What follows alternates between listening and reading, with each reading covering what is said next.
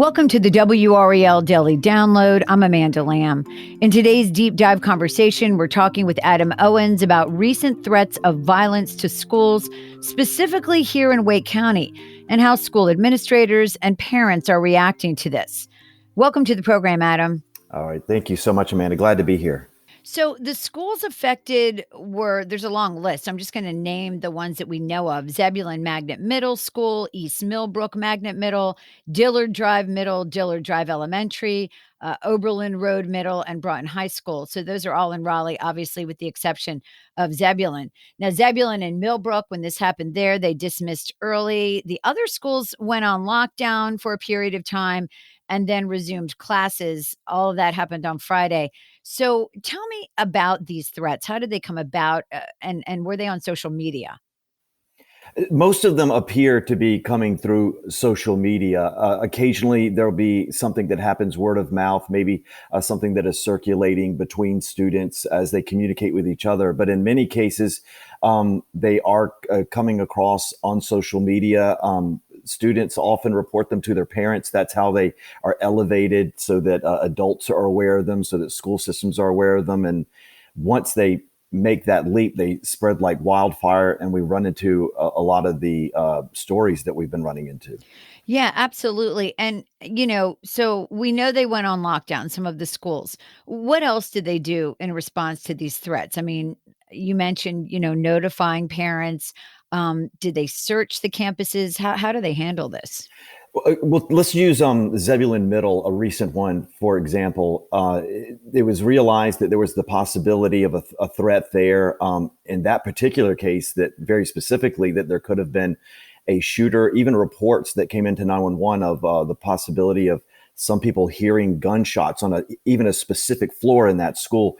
And when we got there, we saw what that response looked like, Amanda. It was everybody in the area from multiple departments and agencies that all came running in together. And what they did in that particular case, they went through the school once, twice, three times or more, room to room, checking for weapons, checking for anyone who was not supposed to be there. That whole time, the students and their teachers had to stay put in their classrooms. So it went on for hours and hours. But in that particular case, we spoke with the police chief there in Zebulon, and she detailed how they had to meticulously almost go through every inch of that school to make sure there was no real threat there. Did they find anything? And I'm assuming they continued to do some searches on this social media to see if they could figure out who posted it. Yeah, they said that was part of their investigation. The investigation in that case involved that communication to 911, which happened to be through text, and looking at that social media post as well. But when they walked out to talk to parents, where we got an opportunity to speak with the chief, she reported that there was no threat of any kind that they found in that school. So there's also a few situations that WRAL has reported on recently about tangible threats. Cardinal Charter High School in Wendell, a toy gun was brought to school that looked real. Also, Rollsville High School, a student actually had a loaded gun. And in a neighboring county, Wayne County, a 13-year-old was arrested for making threats of violence against multiple schools. So it's the kind of thing that confirms parents' fears that there may be real danger on the other side of these social media posts or these texts. I mean, how are parents reacting to this? They're really scared. I'm talking to parents when we cover these stories, where the conversation between the two of us basically in the end comes down to one basic question: should I even send my kid to school on the next following school day? Last parent I talked to, who was in a similar situation where there was a threat made but no threat found, she was considering homeschooling as she was standing outside the school in that moment. What I really hate for everyone involved, that includes the people who are in charge of the school, the law enforcement, and the parents that are traumatized, and the students themselves standing outside, is that the answer to all of this, how do you stop someone from making a threat when it's as simple as a couple keystrokes and they think nothing of it? And how do you know that the next one is fake and not real? Parents are really at a loss, but they're considering some pretty extreme measures, including just taking their kids out of school altogether because they don't feel they're safe there. Yeah, and I mean, do you get a sense when you look at the news nationwide that unfortunately this is something that we're hearing more about, not just in our area? Yeah, you can't talk to a parent, and you shouldn't talk to a parent and tell them that maybe you're just overreacting, or maybe or in any way, because as you just mentioned, there are examples of people following through with these threats, and you can't chance when it's your child that it's just a hoax.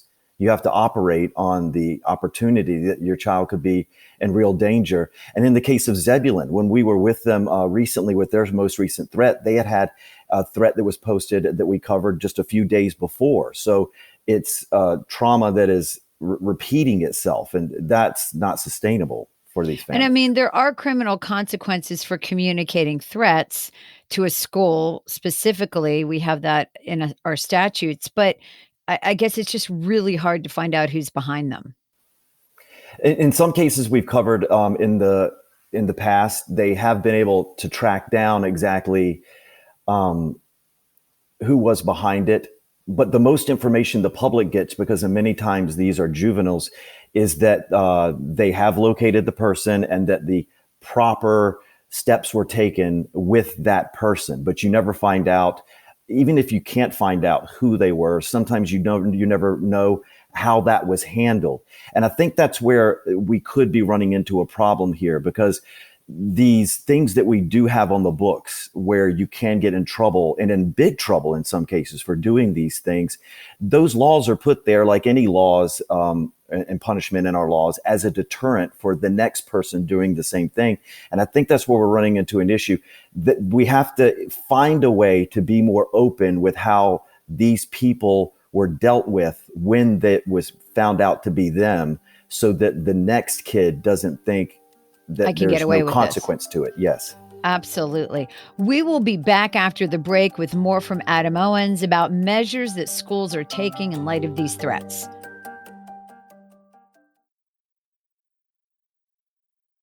Welcome back to the WRAL Daily Download. I'm talking with Adam Owens about what Wake County schools are doing in light of recent threats of violence. So, you talked about, Adam, in the first half, parents saying, "Hey, I might even take my child out and do, homeschooling."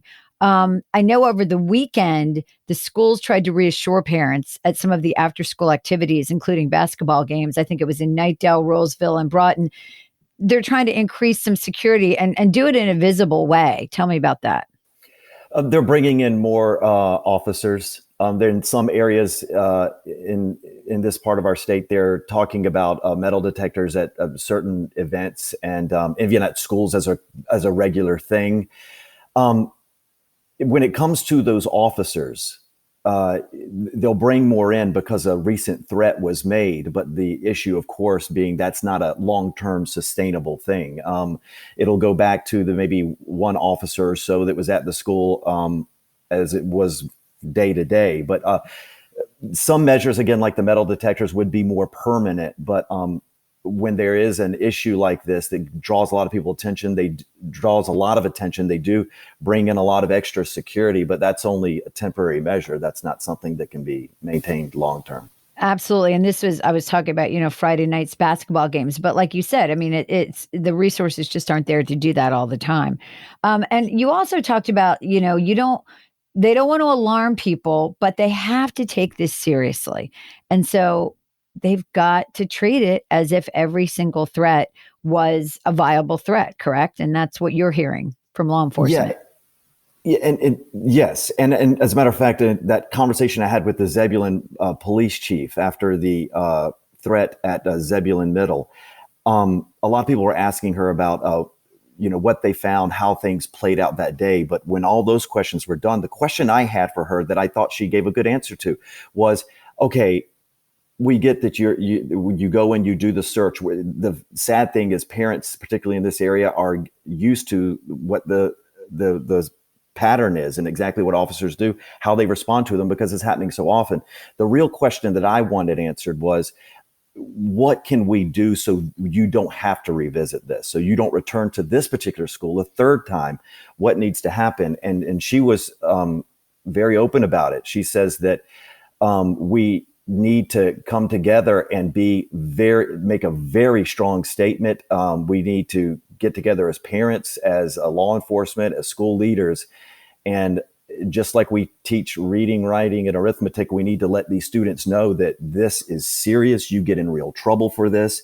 And as we've continued to cover these incidents, Amanda, one of the issues that we continue to run into is when we're talking with the school system and we want to have somebody from the school system talk with us for a story about, what is being done, what needs to be done.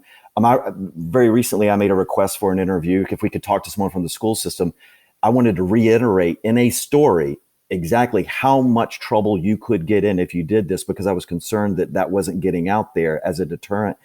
And there was a conversation where they worry is, are you feeding into it too much? Are you creating copycat scenarios by talking about it too much? Or anyway, that's a discussion too that was had around that story. It never And, happened, by when the you way. think about it from a media standpoint, we used to not report bomb threats, for example, at schools. That was a policy because we were saying, well, we'll feed more into it. But now that social media exists, everybody's talking about it. The parents are rushing to the school. It's kind of put us in a position of covering something that we didn't used to cover. And I think that, fuels more of the fire. Yeah, but parents will also, if we're not there, what people don't realize, they will say, "Listen, when it's not your school, I think it may be easier to say, why would you do that? Is that just drumming it up?" But the parents who are at the center of the story are like, "Where are you? We want more information." I think people don't think about that. And you're a parent of school age kids. How much does this concern you? I have to make an admission here. It's one of these things, and this is what parents tell me on these scenes as well, that they are aware of it and they have it in the back of their mind, but it hasn't happened at their school yet, and then they're shocked when it does. I think you can have a little bit of distance because it hasn't happened at my child's particular school so far. But being someone who is on these scenes and talking to parents that could easily be me, you carry a lot of it home with you. But I'm at the same loss as a lot of other parents are right now. What would you tell your kid other than do exactly what your teachers tell you and try to stay safe? It's a very helpless feeling. That's why when I'm talking to parents outside these schools, I get it. And it's scary that we even have to tell our kids this, right? Hmm. That's where we are in Certainly. the world today. Adam, thank you so much for your insight on this story. And thank you for listening to the WRAL Daily Download and making us part of your morning routine. If you like what you're hearing, please rate us on Apple Podcasts or whatever podcast app you use. Another great way to get WRAL news is the Morning Briefing newsletter. It's a daily email waiting in your inbox every morning with Triangle news, events, and headlines to get you ready for the day. Sign up at WRAL.com/newsletter.